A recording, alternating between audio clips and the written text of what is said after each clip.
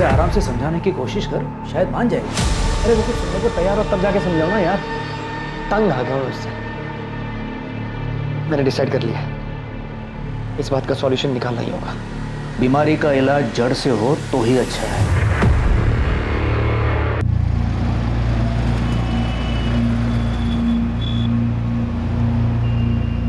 किसी के साथ सो रहे हो ना तुम? कौन है वो? कार्तिक, तुम मुझे तंग आ गए हो ना? तुम्हें अब पहले जैसे नहीं लगती मैं। क्या बकवास कर रही हो तुम Natasha? You know baby, I love you। तुम्हारे अलावा मेरी लाइफ में और कोई नहीं है। झूठ मत बोलो मुझसे। दूध पीती बच्ची नहीं हूँ मैं जो तुम्हें समझ ना पाऊँ। सब जानती हूँ मैं कार्तिक, और सच्चाई एक्सेप्ट कर ली है मैंने। बस नाम बताओ कौन है वो? Stop it! मैं तुमसे प्यार करता हूँ, इसका ये मतलब नहीं तुम जो भी बकवास करोगे मैं चुपचाप सुन लूंगा। ये रोज रोज के नखरे से मैं परेशान हो गया हूँ। हाँ, परेशान तो होगी मुझसे। कोई और जो मिल गई है तुम्हें। छुटकारा पाना चाहती हो ना तुम मुझसे हमेशा के लिए?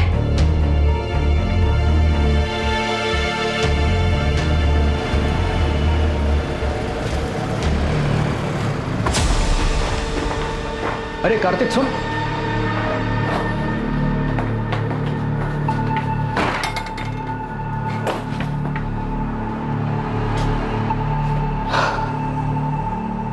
क्या बात है कार्तिक, इतना परेशान क्यों?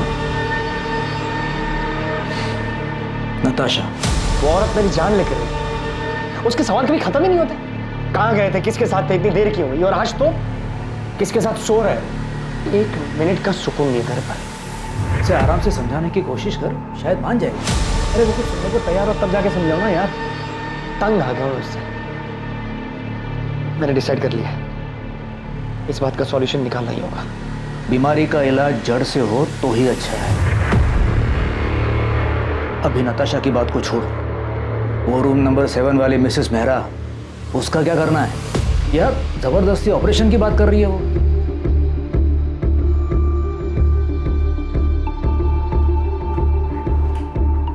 क्या हुआ? आप बहुत डिस्टर्ब लग रहे हैं। इसमें कौन सी नई बात है? फिर से झगड़ा हुआ क्या? हाँ, मेरी जिंदगी में एक ही तो परेशानी है। उसे हम पर शक है क्या? कार्तिक की बात अगर सच निकली तो सच में उसका अफेयर नहीं हुआ तो? मैं अपने पति को अच्छी तरह से जानती हूँ। मुझसे उब गया है, छुटकारा पाना चाहता है वो मुझसे, पर मैं ऐसा कभी होने नहीं दूंगी। मैं तुम्हारे साथ हूँ नताशा, आगे जो कुछ भी करना है सोच समझ के करना होगा।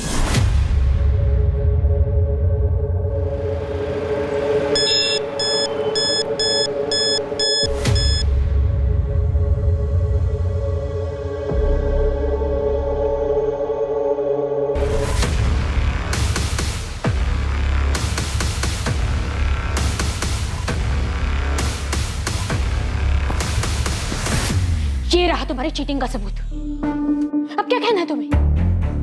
ये तुम्हें कहां से मिला? झूठ है ये। अब तो झूठ बोलना बंद करो कार्तिक। यकीन करो मेरा नताशा, ये नकली तस्वीरें हैं, मॉर्फ की हुई तस्वीरें। किसी ने तुम्हें बहकाने के लिए भेजी, ट्रस्ट मी। तुम मुझे बेवकूफ बना रहे थे कार्तिक। अब तुम देखना वो कैसे बर्बाद करती हूँ। अब धमकी दे रही हो तुम मुझे? तुम्हें जो समझना है तुम समझ लो। तुम भी सुन लो, मैं ऐसा होने नहीं दूंगा।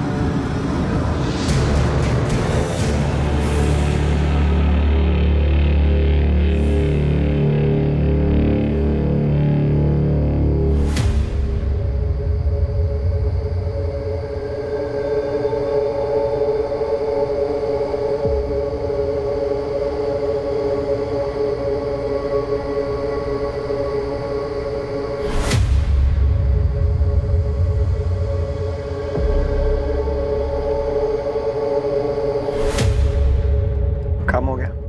हाँ, हो गया। किसी को पता तो नहीं चलेगा ना? नहीं, किसी को शक भी नहीं हुआ।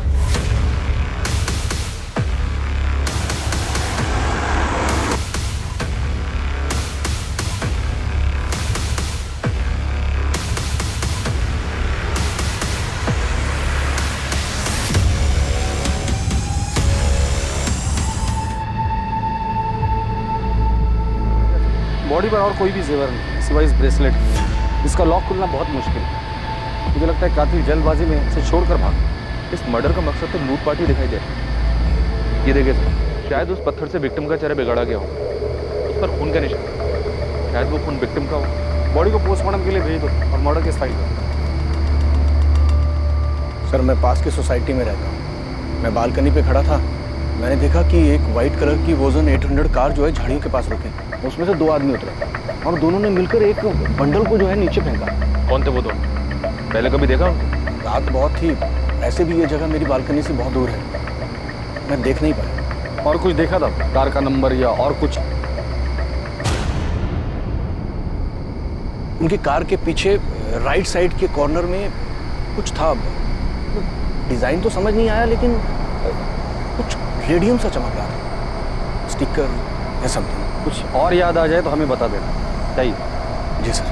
प्रधान, सबसे पहले हमें विक्टिम की आइडेंटिटी का पता लगाना है। सभी पुलिस स्टेशन में मिसिंग कंप्लेंट चेक करो, विक्टिम की डिटेल्स, कपड़े और वो ब्रेसलेट न्यूज़पेपर और सोशल मीडिया पे डाल दो। वोजोन 800 कार का पता लगाने के लिए भी खबरियों को कहाँ पे लगाते थे? अगर कातिल तक पहुंचना है तो हमारे पास ये सिर्फ व्हाइट कलर की हचबैक कार है।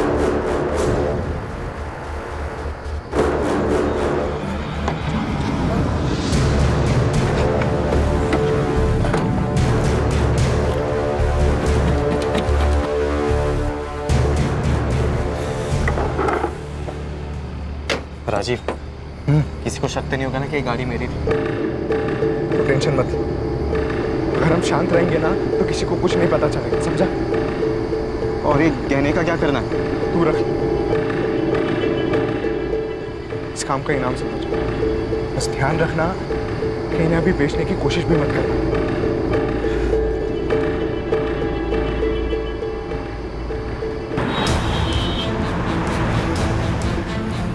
पुलिस ने अपना काम शुरू कर दिया और अगली सुबह सभी अखबारों में उस अज्ञात महिला की हत्या की खबर छपी। अज्ञात पीड़िता से जुड़ी जानकारी को सोशल मीडिया पर भी इस उम्मीद के साथ शेयर किया गया कि कोई ना कोई इस मृत महिला को पहचान लेगा। मुखबिरों को भी सक्रिय कर उस रेडियम स्टिकर वाली वोजान 800 कार का पता लगाने के लिए कहा गया, जिसका इस्तेमाल विक्टिम की लाश को ठिकाने लगाने के लिए किया गया था। पल्लवी मैम, हाँ, क्या हुआ सरिता? वो शास्त्री नगर वाले केस में उन तीनों बच्चियों को कहाँ बेचा गया इसका पता चल गया।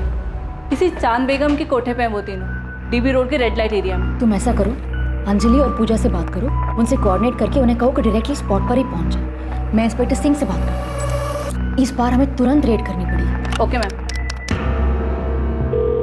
विक्टिम की एज 28 और 32 साल के बीच की है। टोटल 4 बार उसे स्टैब किया गया है। मर्डर वेपन जैसे कोई तेज धार वाला हथियार जैसे चाकू। स्टैबिंग के साथ साथ विक्टिम का गला भी दबाया गया है। दम घुटने की वजह से विक्टिम की मौत हुई।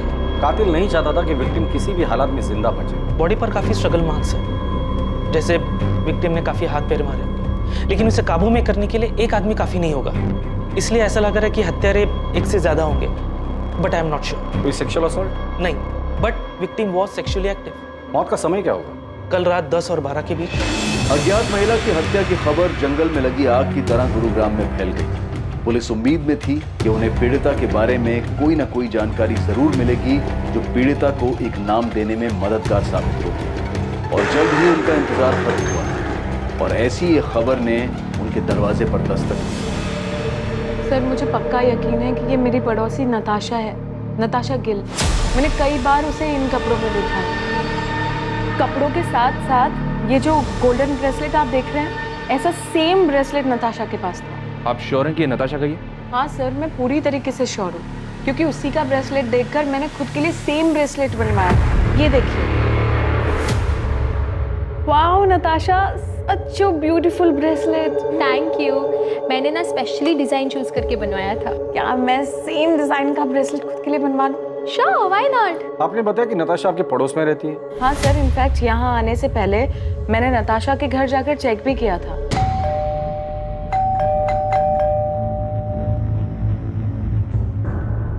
उसके बाद मैंने नताशा और उसके पति कार्तिक को फोन भी ट्राई किया, पर दोनों का नंबर स्विच ऑफ आ रहा था। ये सब देखकर मुझे लगा कि कुछ ना कुछ तो गड़बड़ है, इसलिए मैं सीधा यहाँ पर आ गई। आप मुझे कार्तिक और नताशा का नंबर लिख के दीजिए। वैसे ये दोनों काम क्या करते हैं? सर, कार्तिक डॉक्टर है और उसका खुद का नर्सिंग होम भी है, fit and care nursing home, जो जीवन चौक पर है। और नताशा टीचर है, स्कूल में हायर क्लासेस को पढ़ाती है। नताशा और कार्तिक के बीच रिलेशन कैसा था? देखने से तो सब ठीक ही लगता था सर, पर कभी कभी नताशा की बातों से ऐसा लगता था कि वो अपने हस्बैंड को लेकर बहुत पसेसिव थी। सर, कार्तिक और नताशा दोनों के फोन स्विच ऑफ। कोई और नंबर है? मेरा मतलब है माँ बाप या कोई रिलेटिव। नहीं सर, मेरे पास तो कोई नंबर नहीं है, पर आप उज्ज्वला से पूछ सकते हैं। वो मेरे यहाँ काम करती है और नताशा के यहाँ पर भी वही काम करती है।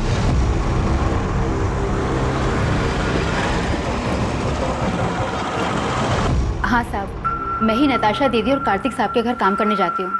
आज सुबह भी गई थी, उनका घर बंद था, लेकिन अक्सर ऐसा होता है कि वो लोग काम के लिए जल्दी निकल जाया करते थे, इसलिए साहब मुझे कुछ भी अजीब नहीं लगा। नताशा और कार्तिक के घर वालों के बारे में कुछ जानती हो? किसी का नंबर या पता है तुम्हारे पास? पता तो नहीं मालूम, लेकिन नताशा दीदी के माँ बाप गुरुग्राम में ही कहीं रहते हैं। उनकी माँ का नंबर है मेरे पास।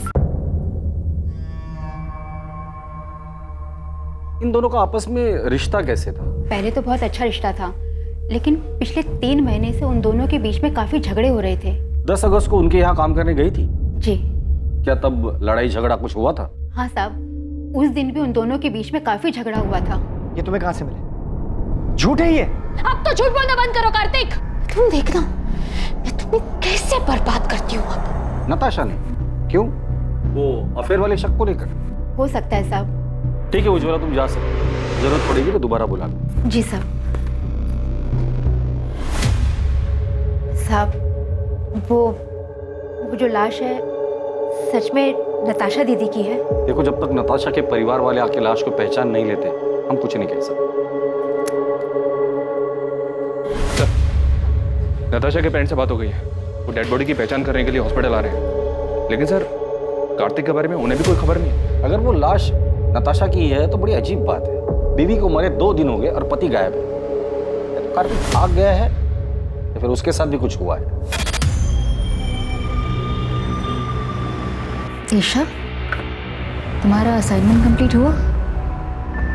कल तुम्हारी लास्ट डेट है ना? नहीं माँ। क्यों? और तुम कॉलेज भी नहीं गई आज? मेरा मन नहीं हो रहा था। अच्छा माँ, वो पापा से बात हुई? नहीं, और मुझे उनसे कोई बात करनी भी नहीं। अच्छा ठीक है, बैठो, खाना खाओ। वो तुम्हारे पापा हैं, तुम उनसे बात नहीं करोगी तो सब क्या कहेंगे? जिसे जो बोलना है बोलने दो माँ, मुझे कोई फर्क नहीं पड़ता। जो कुछ भी हुआ है उसे अब पीछे छोड़कर आगे तो बढ़ना पड़ेगा ना। ईशा, मैं तुमसे बात कर रही हूँ, फोन साइड में रखो। माँ, आपने ये मैसेज देखा? क्या? ये आपकी बेटी नताशा के? नताशा के बाई एड़ी में काला निशान है, बचपन से।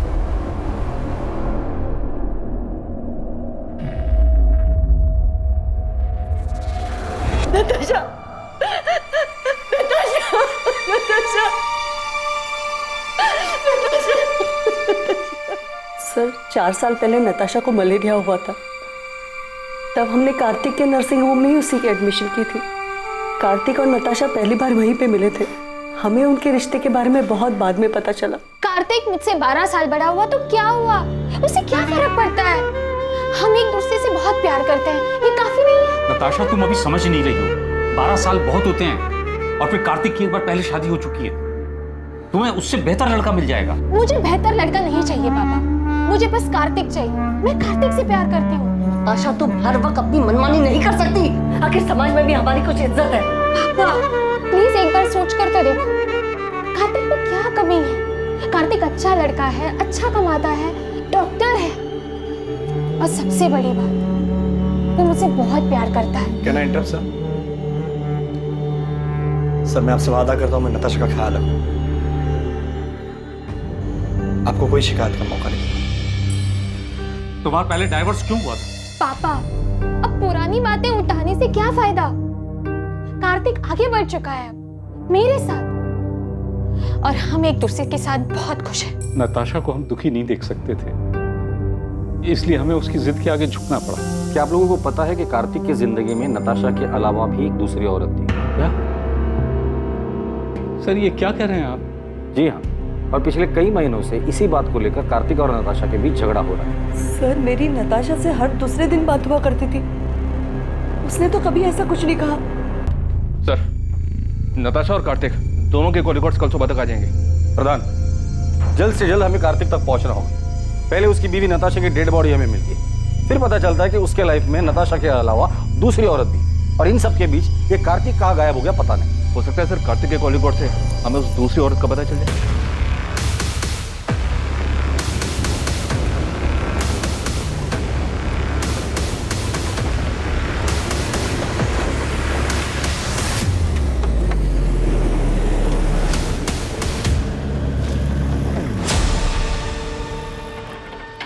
क्या भाई, कब से देख रहा हूँ पीछा कर रहा है मेरा। कौन है तू? अरे मेरा एक दोस्त है सतीश, मुझे लगा उसकी गाड़ी है। अबे कौन है सतीश? मैं किसी सतीश को नहीं जानता। पिछले 10 साल से ये गाड़ी मेरे पास है। ऐसे कैसे हो गया? नंबर तो वही है। अबे ये गाड़ी मेरी है। टाइम बर्बाद कर रहा है मेरा। चल निकल। फिर मुझसे ही गलती हुई होगी, नंबर गलत याद होगा। सॉरी। हाँ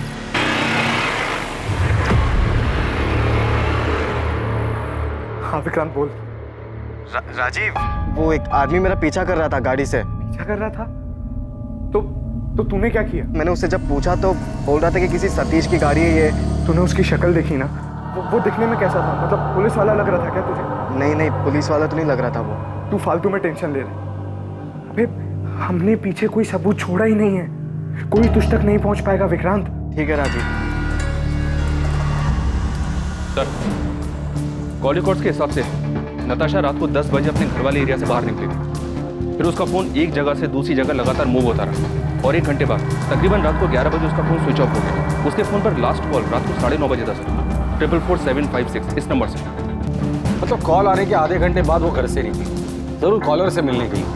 किसका नंबर है? ये नंबर भी स्विच ऑफ है सर, इसकी भी डिटेल्स निकलवा रहा हूँ। कार्तिक का कुछ पता चला? उसके कॉल रिकॉर्ड्स क्या कहते? सर 10 अगस्त की रात को कार्तिक का फोन रात को 11:50 पर स्विच ऑफ हुआ था। उसका last location new Delhi airport है। मतलब मर्डर करके सीधा भागने का प्लान था। सर कार्तिक के कॉल रिकॉर्ड में 2 नंबर्स और मिले, एक है मोना सहगल का और दूसरा है डॉक्टर अभय सचदेवा का। कार्तिक ने फोन स्विच ऑफ करने से जस्ट पहले इस डॉक्टर अभय सचदेवा को कॉल किया था। ये अभय उसी के नर्सिंग होम में उसके साथ काम करता है। और ये मोना?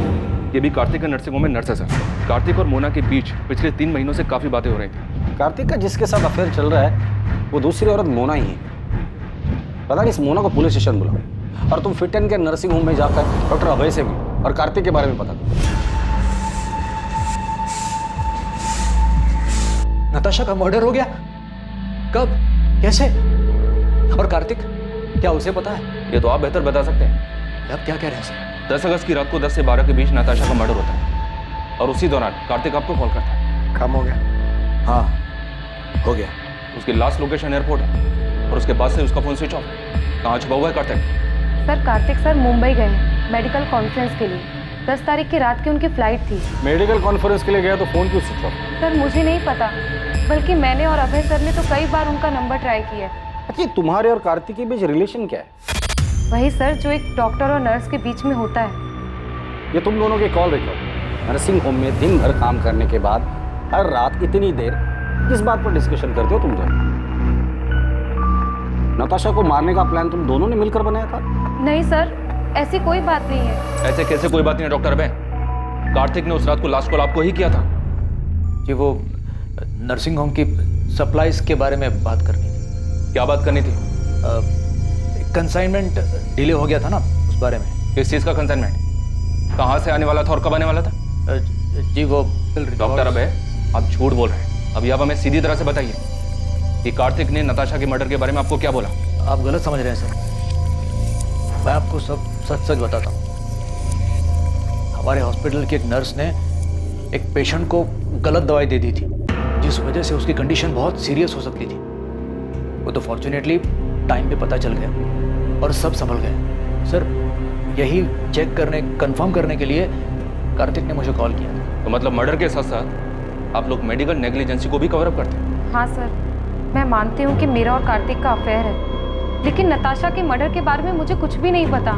तो मर्डर वाली रात तुम दोनों साथ में क्या कर रहे थे? तुम दोनों की सेल लोकेशन से साफ पता चलता है कि मर्डर वाली रात तुम दोनों रात 9 बजे से लेकर 11 बजे तक साथ में थे। एक्चुअली हम लोग ब्लू मून होटल में थे। लेकिन नताशा को हमारी फोटोज कहाँ से मिली? ये तो मेरी समझ में नहीं। धमकी भी दे रखी है मुझे, तो मुझे बर्बाद कर देगी। तो अब आगे क्या करना है? इससे पहले कि नताशा नाम का सरदर्द नासुर बने, मुझे इसका जड़ से इलाज करना होगा। तो नताशा से छुटकारा पाने के लिए कार्तिक ने नताशा को रास्ते से ही हटा दिया? सर उस रात मैं और कार्तिक साथ में ड्रिंक कर रहे थे। नताशा ने जीना मुश्किल कर दिया। हर रोज नए ड्रामे करती है। आज तो पता नहीं कहाँ से उसे मेरे और मोना के फोटोग्राफ लगे, लेकिन उसके पास फोटोग्राफ्स आए कहाँ से पता नहीं यार, कहाँ से मिले। लेकिन अब इस बात का परमानेंट सॉल्यूशन मतलब कार्तिक ने नताशा को मारने की बात की थी? सर मुझे नहीं पता कि कार्तिक ने ऐसा क्यों कहा, उसके कहने का क्या मतलब था, लेकिन मैं कार्तिक को अच्छे से जानती हूँ, वो ऐसा बिल्कुल भी नहीं कर सकता। सर हमने हमारे रिलेशन को सीक्रेट रखा था। अगर किसी को ये बात पता थी तो वो बस डॉक्टर अभय है। तो क्या वो पिक्चर्स डॉक्टर अभय ने नताशा को भेजी? नहीं सर, भला मैं क्यों नताशा को कार्तिक और मोना के पिक्चर्स दूंगा, वो पहले इतना परेशान था। रही बात नताशा के मर्डर की, तो सर मुझे नहीं लगता कार्तिक ऐसा कुछ करेगा। कार्तिक मुंबई में जिस मेडिकल कॉन्फ्रेंस के लिए गया है, वहां किसी को बोल के उससे बात कर सकते हैं आप? सर कार्तिक का पता चल गया है, वो अभी मुंबई में ही है, बात हो गई है उससे। वो यहाँ गुरुग्राम के लिए निकल रहा है। कार्तिक को तो पता ही नहीं है कि उसकी वाइफ नताशा का मर्डर हो चुका है। जब उसको बताया काफी चौंक गया था। कितनी बार बताऊं सर, मैंने फोन स्विच ऑफ नहीं किया था। मोना से मिलने के बाद मैं कैब लेकर एयरपोर्ट के लिए निकला था और गलती से फोन कैब में छूट गया। नताशा से पहले भी तुम्हारी एक शादी हुई, वो बीवी कहाँ है? उसकी डेथ हो चुकी है। उसी के बाद मैंने नताशा के साथ शादी की। नताशा के माँ बाप को झूठ क्यों बोला था कि तुम्हारा डिवोर्स हुआ है? मैंने झूठ नहीं बोला, नताशा ने बोला था। वो क्यों झूठ बोले? मैं कैसे बता सकता हूँ? 10 अगस्त की रात जब तुम तुम्हारे दोस्त अभय के साथ ड्रिंक कर रहे थे, तब तुमने कहा था कि नताशा का परमानेंट सॉल्यूशन ढूंढना है। अब इस बात का परमानेंट सॉल्यूशन ढूंढना होगा। और यही बात तुमने मोना से भी कही थी, मर्डर वाली रात। इससे पहले कि नताशा नाम का सरदर्द नासुर बने, मुझे इसका जड़ से इलाज करना। मेरे कहने का मतलब ये नहीं था सर, मैं डिवोर्स की बात कर रहा था। मैं नताशा से मिलकर आउट ऑफ कोर्ट सेटलमेंट करने की बात कर रहा था। तो इस मर्डर में तुम्हारा कोई हाथ नहीं? मैं नताशा का मर्डर क्यों करूंगा सर? और कोई है जो नताशा को मारना चाहता हो? मुझे इस बारे में नहीं पता सर, लेकिन सर हमारी शादी से पहले नताशा का एक दोस्त हुआ करता था, अमृत। वो उसे बहुत पसंद भी करता था। इनफैक्ट हमारी शादी के बाद उसने नताशा के साथ बात करना भी बंद कर दिया था। हाँ सर, मैंने उससे बात करनी बंद कर दी क्योंकि मैं नताशा को पसंद करता था, लेकिन नताशा कार्तिक से प्यार करती थी। उस वक्त मैं ये देख नहीं पाया और मैंने उससे बात करनी बंद कर दी। और फिर 3 साल बाद तुम दोनों में बातें शुरू हो। तुम्हें लगा इस बार तुम्हारा चांस लगेगा, क्योंकि नताशा कार्तिक से नाराज थी। उन्हें बात करने की कोशिश की, लेकिन नताशा ने मना कर दिया और इसलिए गुस्से में आकर तुमने नताशा को मार डाला। सर मैंने किसी को नहीं मारा और ना ही मैं नताशा से प्यार करता था। 3 महीने पहले इत्तेफाकन वो मुझे एक सोशल नेटवर्क की साइट पे मिली। हमारी बातचीत हुई और नंबर एक्सचेंज किया। चल मान लेते कि तू जो कुछ भी बोल रहा है वो सच बोल रहा है। नताशा तुम्हारी अच्छी दोस्त थी, काफी बातें शेयर हुई होगी। तुम्हें क्या लगता है नताशा को किसने मारा? सर वो सब मुझे नहीं पता, लेकिन मैं इतना बता सकता हूँ कि नताशा ने तय कर लिया था कि वो कार्तिक के ऊपर चीटिंग का केस करे। उसे बर्बाद करना चाहती थी। हो सकता है कार्तिक उसे अपने रास्ते से हटाना चाहता है।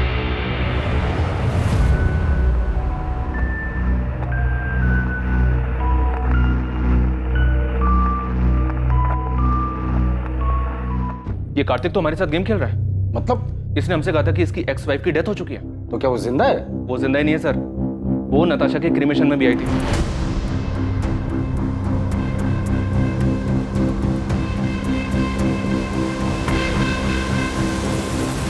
पल्लवी गिल, कार्तिक की एक्स वाइफ। कार्तिक ने हमसे ये क्यों कहा कि उसकी एक्स वाइफ की डेथ हो चुकी है? मुझे नहीं पता। हमारे रिश्ते के बारे में सभी लोग जानते हैं, कुछ छुपा नहीं है इसमें। नताशा भी हमारे रिश्ते के बारे में जानती थी। अब लोगों को डिवोर्स क्यों हुआ? डिवोर्स नहीं हुआ है हमारा। मतलब आप दोनों का डिवोर्स नहीं हुआ था और उसके बावजूद कार्तिक ने नताशा से शादी कर ली थी? मैं जानता हूं तुम्हें हर्ट कर रहा हूं, लेकिन अब और धोखे में रखना नहीं चाहता। कार्तिक हम तो एक साथ खुश थे ना, फिर ये अचानक से क्या हो गया? पल्लवी, मैं नताशा को शादी करने का वादा कर चुका। कार्तिक अपना मन बना चुका था। वो नताशा से प्यार करता था और मेरे पास उसे रोकने की कोई वजह बची नहीं थी। आप दोनों की शादी कब हुई? 2007 में लव मैरिज थी। दोनों का कोई बच्चा? अच्छा माँ, वो पापा से बात हुई? नहीं। वैसे नताशा की वजह से आप दोनों की शादी टूटी थी, तो नताशा के लिए आपके दिल में रंजिश तो रही होगी। नताशा के लिए रंजिश रखकर मैं क्या करती? मैंने जो किया था उसका किया तो भुगतना ही था। मतलब मैं कार्तिक की पहली बीवी नहीं हूँ, मैं उसकी दूसरी बीवी हूँ। क्या? तो उसकी पहली बीवी कौन है और कहाँ है? गीता नाम है उसका, रोहतक से है वो। जब कार्तिक मुझसे मिला था वो शादीशुदा था, हमारे बीच में प्यार हुआ, मैं उनके बीच में आ गई थी, तो उसने गीता को डिवोर्स दे दिया। मतलब आप कह रही है कि कार्तिक की 3 शादियां हो गई है और उसके बावजूद अभी उसका किसी और के साथ अफेयर चल रहा है? कार्तिक हमेशा ऐसे ही खुदगर्ज था, बस मैं प्यार में अंधी हो गई थी। गीता कार्तिक की पहली थी, उसका एड्रेस है आपके?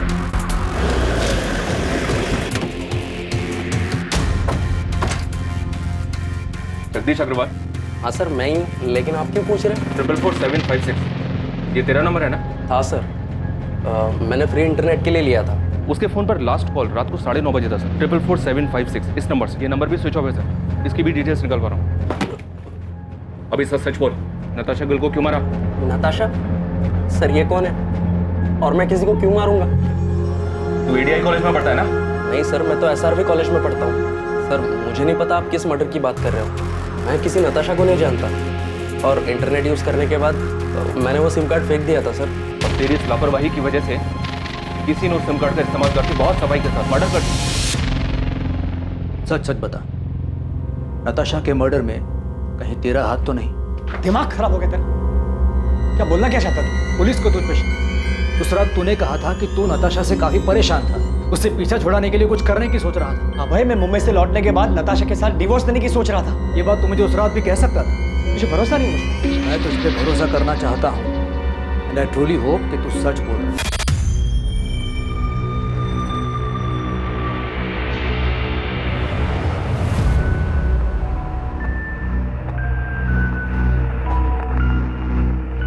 कार्तिक, पुलिस को अब भी तुम पर शक है क्या? उनका शक इतनी जल्दी खत्म नहीं होगा। तो अब आगे क्या करना है? You don't worry, मैंने कुछ सोच कर रखा।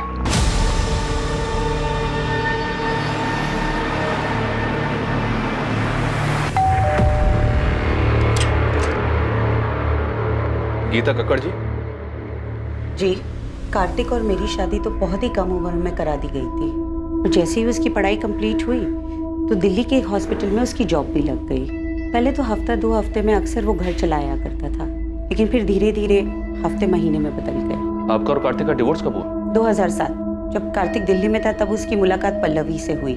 मुझे तो उनके रिश्ते की कोई भनक भी नहीं थी, लेकिन फिर अचानक कार्तिक ने सामने से आके मुझे सब कुछ बता दिया।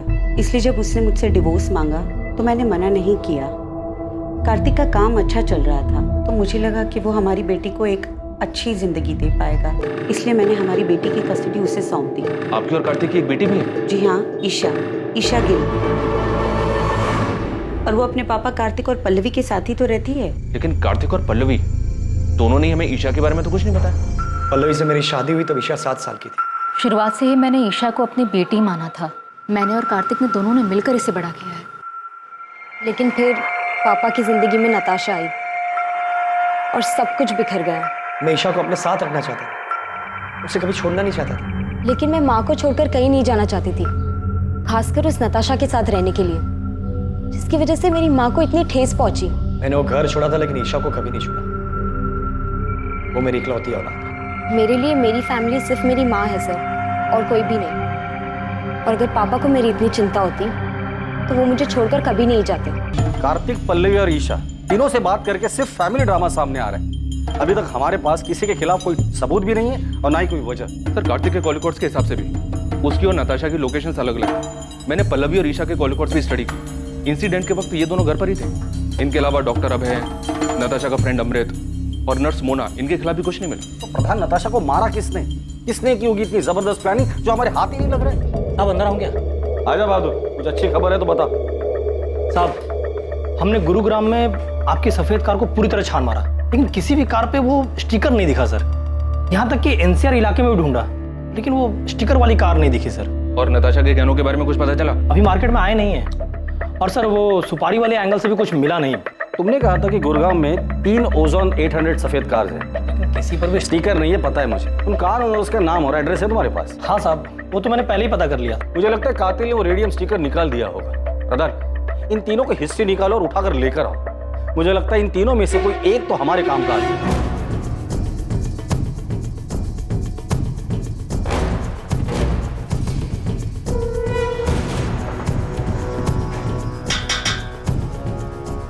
हुआ सर? विक्रांत मेरा बेटा है, कहाँ है? वो तो गैरेज में गया है काम कर। विक्रांत जहाँ काम करता है वहाँ का एड्रेस दीजिए। सब क्या हुआ मुझे?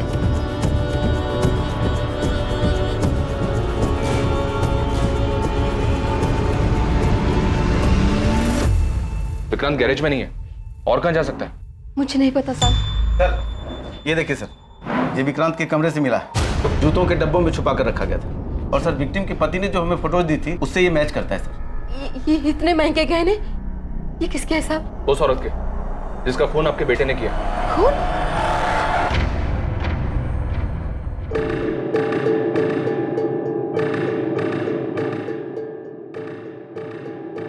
हाँ विक्रांत बोल। राजीव, अबे पुलिस मेरे घर तक पहुंच गई। तूने तो कहा था कि कुछ भी नहीं होगा। क्या बोल रहा है विक्रांत तू? अबे सच बोल रहा हूँ, बाल बाल बच गया मैं। तू अभी कहाँ पर है? एमडी नगर के वो पीछे वाली रोड पे गाड़ी में बैठा हूँ।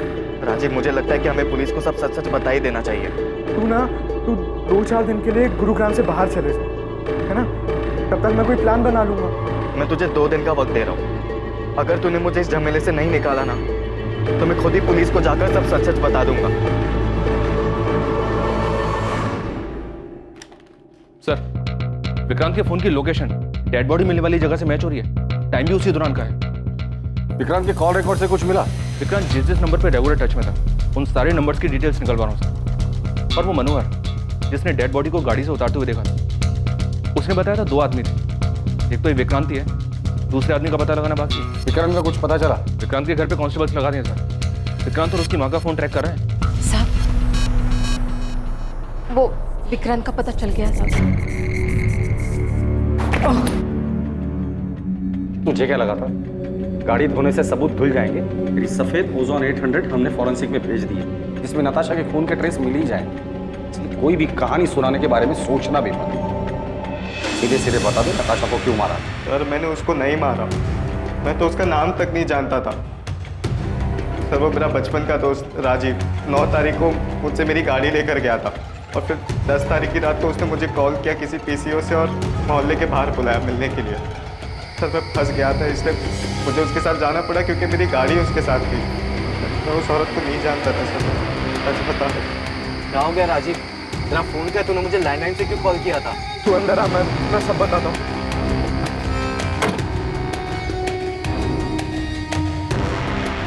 राजीव तू इतना बौखलाया हुआ क्यों है? कुछ बताएगा मुझे क्या हुआ? तू मेरी बात सुन। मुझे कुछ नहीं सुना भाई, गाड़ी साइड में लगा। मेरी बात तो सुन विक्रांत, ये मर चुकी और अब हम दोनों को मिलकर इसकी लाश को ठिकाने लगाना है, समझा?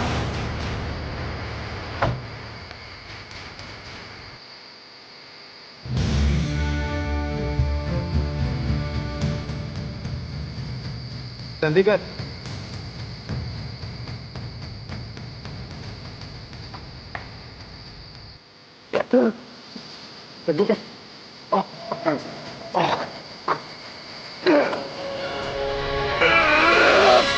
सर मैं प्यार के जुनून में अंधा हो गया था सर।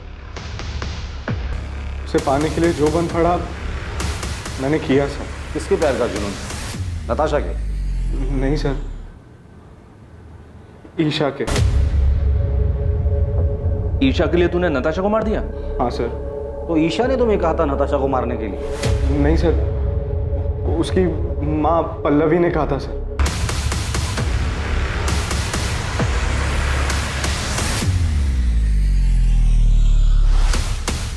पल्लवी मुझे बिल्कुल पसंद नहीं करती थी, क्योंकि मैं उसकी बेटी के स्टेटस के बराबर नहीं था। मैं और राजीव पिछले 6 महीने से डेट कर रहे थे, पर माँ हमारे रिश्ते से खुश नहीं थी। तकरीबन 1-1.5 महीने पहले मैंने राजीव को घर बुलाया था लंच पर, ताकि माँ उसे और जान सके। जब मैंने राजीव को घर पे देखा तो मुझे लगा कि इस मर्डर को अंजाम देने में मैं उसका इस्तेमाल कर सकती हूँ, इसलिए मैंने उसके सामने एक शर्त रखी। तुम अगर ईशा के साथ रहना चाहते हो,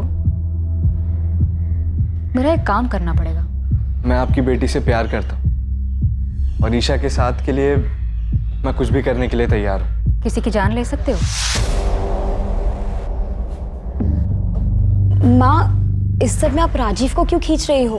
तुम्हारे साथ रहना चाहता है ना, तुम्हारा साथ नहीं दे सकता।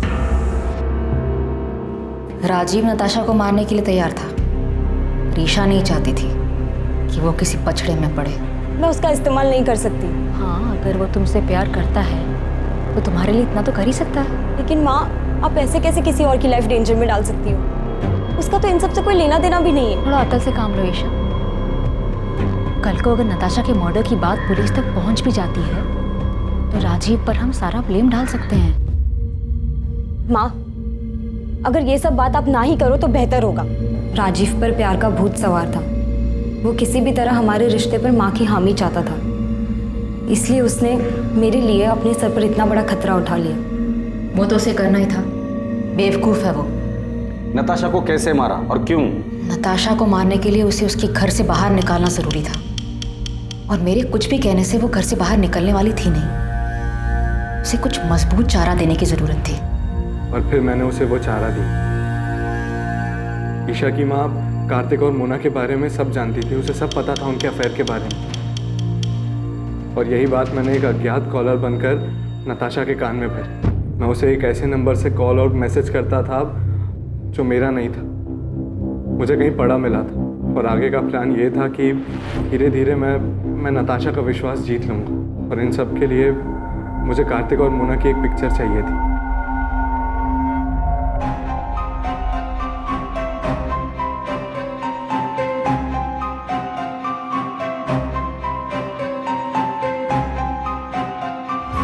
प्लान के मुताबिक 10 अगस्त को राजीव ने वो फोटोज उसे दिखाए। मुझे पता था नताशा वो फोटोज देखकर बहुत अपसेट होगी। फिर रात 9:30 बजे मैंने नताशा को कॉल कर मिलने बुलाया।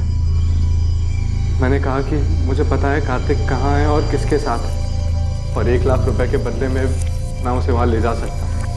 और नताशा कार्तिक को रंगे हाथों पकड़ना चाहती थी। वो तुरंत राजी हो गई। फिर थोड़ी देर बाद ही मैंने नताशा को मार्केट रोड के चौराहे से पिक किया। कहाँ है कार्तिक? किसके साथ है? मैं आपको वहीं लेके जा रहा हूँ। आप पैसे लाए हो? हाँ, पूरे 1 लाख है, पर काम हो जाने के बाद। ये कहाँ लेके आ गए हो तुम मुझे? यहाँ जंगल के बीच में तुमने गाड़ी क्यों रोक दी? बस 1 मिनट। पल्लवी, ईशा, तुम दोनों यहाँ पे क्या कर रहे हो? क्राइम कैसे हुआ ये तो आपने हमें बता दिया, पर एक सवाल अब भी बाकी है पल्लवी जी। क्यों? वजह क्या थी नताशा को मारने की? कार्तिक मेरा था, कानूनी तौर से भी और मन से भी। वो मेरा पति था और नताशा ने उसे मुझसे छीन लिया था, इसलिए मुझे उसको अपने रास्ते से हटाना था। लेकिन आप दोनों तो बहुत साल पहले अलग हुए थे, तो फिर क्यों? क्योंकि मैं कार्तिक को बहुत अच्छी तरह से जानती हूँ। शादी के दौरान भी उसके कई सारे अफेयर्स हुए, पर हर बार वो मेरे पास लौट कर आया था। और नताशा आने के बाद वो लौट कर नहीं आया? हाँ, पता नहीं उसने क्या जादू कर दिया था। जब पहली बार मुझे कार्तिक ने बताया नताशा के बारे में कि वो उसे शादी करना चाहता है, तो मैंने उसकी बात मानी नहीं, क्योंकि मुझे तब भी उम्मीद थी कि वो मेरे पास वापस लौट कर आएगा। पर उसने शादी की, और तब मुझे बहुत बड़ा धक्का लगा। माँ इस बात को मान ही नहीं रही थी कि पापा ने शादी कर ली। उन दिनों इन्हें संभालना बहुत मुश्किल हो गया था, जैसे इन्होंने अपना संतुलन ही खो दिया हो। और इन सब के जिम्मेदार मेरे पापा थे, इसलिए मैं उनसे आज भी उतनी ही नफरत करती। धीरे धीरे सब ठीक होने लगा था, माँ की तबीयत भी संभलने लगी थी। पर कार्तिक गिल को हमारी खुशियां कहाँ मंजूर थी। कार्तिक, इतनी देर रात तुम यहाँ क्या कर रहे हो? पल्लवी, मैं तुमसे सॉरी। सॉरी पल्लवी। अंदर चलो, आराम से आराम से। क्या हालत बना रखी है तुमने? Miss you Pallavi, I miss you. क्या कह रहे हो तुम ये? सच बोल, मेरी जिंदगी में तुम्हारी जगह और कोई नहीं ले सकता। इतने सालों बाद अब तुम्हें मेरी याद आई है? तुम ही तो गए थे ना मुझे छोड़कर। गलती हो गई मुझसे, मैं देखो आज वापस भी तो आया हूँ।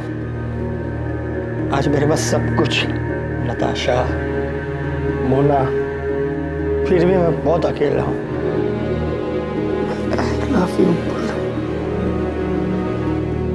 I love you.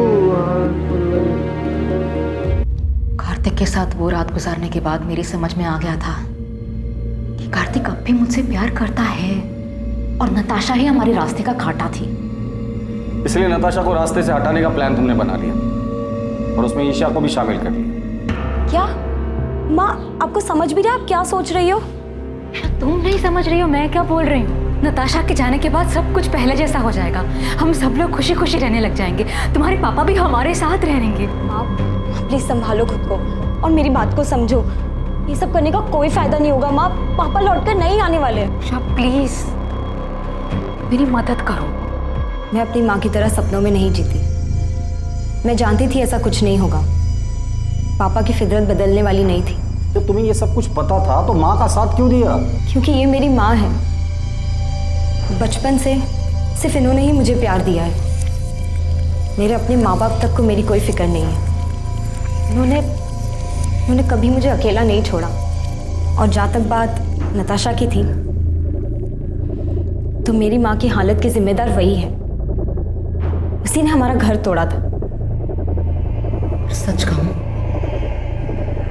उसे मारने का मुझे कोई गम नहीं। तुम लोगों की जिंदगी अच्छे से कट रही थी। तुम दोनों को देखकर कोई नहीं कहेगा कि ईशा तुम्हारी असली बेटी नहीं है, तुम उसकी असली माँ नहीं।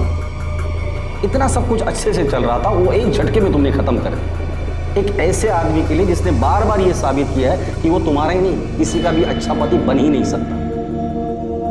और तुम्हारा घर नताशा ने नहीं तोड़ा है, कार्तिक, जिसे अपना घर, परिवार की या शादी इस शब्द की इज्जत करने आती ही नहीं है। बेटा ये तुमने क्या कर दिया? क्यों किया ऐसा? नताशा ने तुम लोगों का क्या बिगाड़ा था? नताशा ने नहीं, आपने बिगाड़ा। शौक क्यों हो रहे हैं? शादी और रिश्तों का मजाक बनाना तो आपकी आदत है ना। किसी के साथ रहना नहीं रहना ये तो आपकी मर्जी है। जब जी चाहा तब आप वापस आ गए और जब जी चाहा तब छोड़ दिया। पहले गीता, फिर माँ, नताशा और अब मोना। उसके साथ भी आप यही करेंगे ना? न जाने कितनी लड़कियों के साथ आपने सेम ड्रामा किया होगा। आपको तो ये भी नहीं पता कि इन सब चीजों का मुझ पे कितना बुरा असर पड़ा है। मुझे तो शर्म आती है कि मैं आपकी बेटी हूँ